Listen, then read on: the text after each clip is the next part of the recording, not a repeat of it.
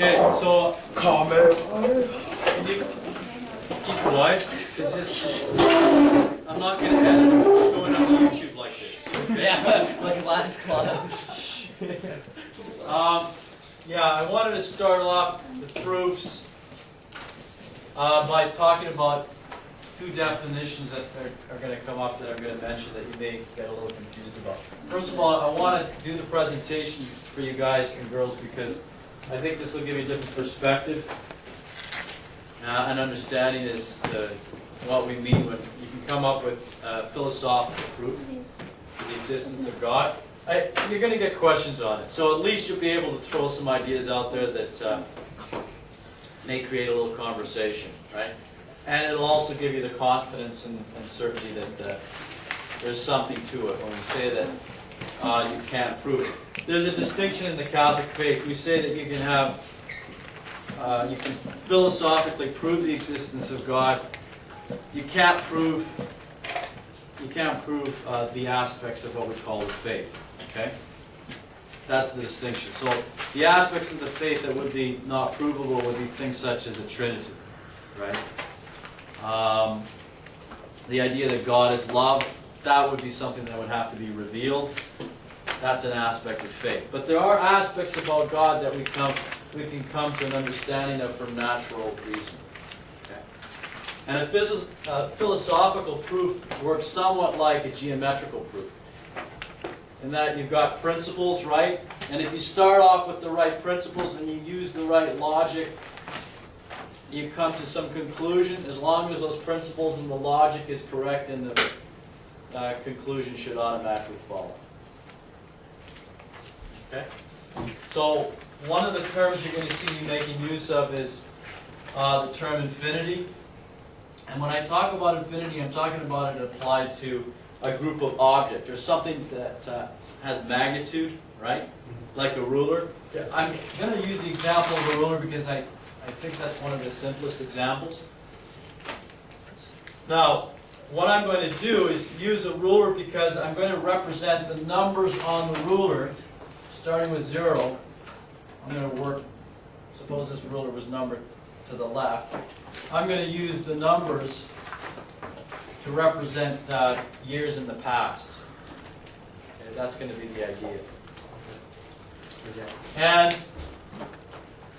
mathematicians in the 20th century went on to say that when you apply this idea of infinity either to a group of objects, so a number of objects like five balls or 6, whatever the objects are, okay, 7, 8, 9, 10, you're referring to a finite amount.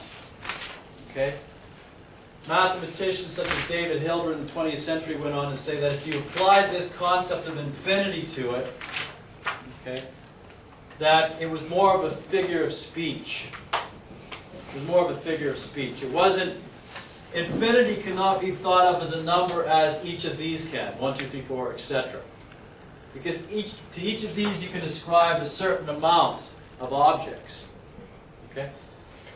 That doesn't mean that infinity doesn't have a meaning. Infinity can be thought of more in terms of the via negativa. In other words, what you don't have. What you don't have when you're talking about infinity is something that's bounded, something that's limited. The infinite has to do with something that's not bounded, okay, not limited in any way.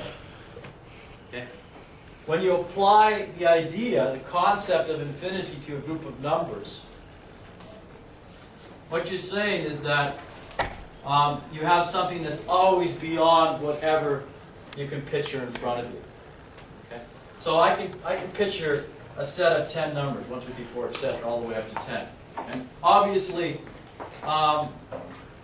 this 10 centimeter long length, okay, is not an infinite length. An infinite length is always beyond that. Okay, beyond whatever I can capture in front of me. It's not attainable. Okay? That length of infinity is not a number in the sense that each of these are.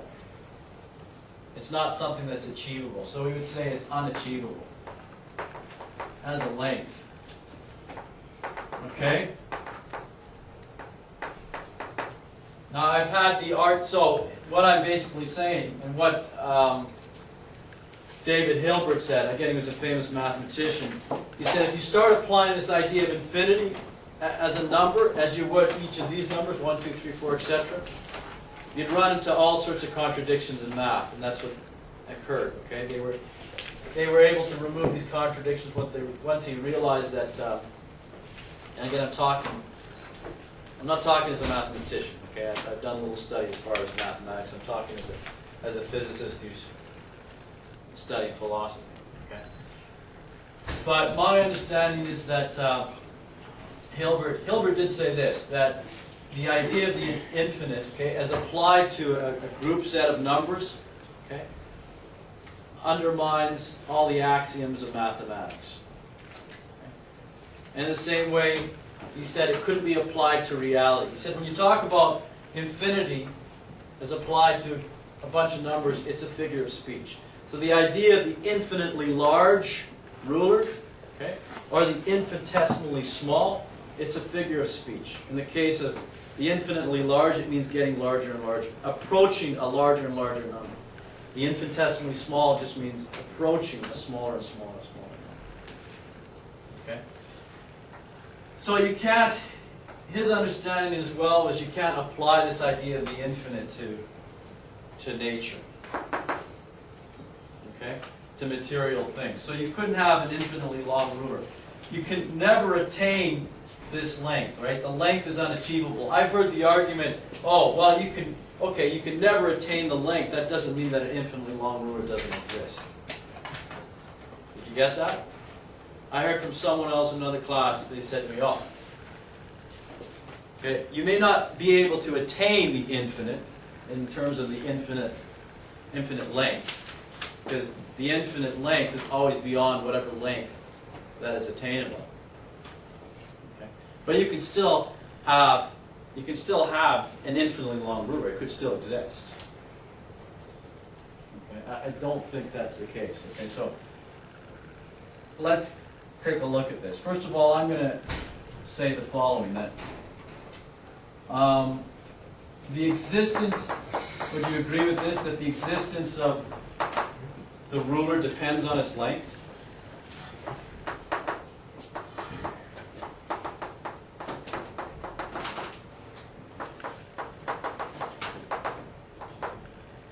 Do you agree with that? Yeah. And the question is, okay, if you agree with that, that's good. Let's see if it follows, if it makes sense. For example, if I say it had this ruler at 0 length, what would you say about its existence? Put length here, existence there. 0 length. What would you say about its existence? Okay. Yeah, 0 existence. If I said it had some finite length, and by finite I mean pick a number, 10 centimeters, 12 centimeters, finite, what would you say about its existence? It's there. It's there. It's got a finite existence. Would that work? Yeah. You think so? If I said it had an infinite length, what kind of existence would it have? Well, don't jump steps here. So if it had an infinite length, what kind of existence? An infinite existence.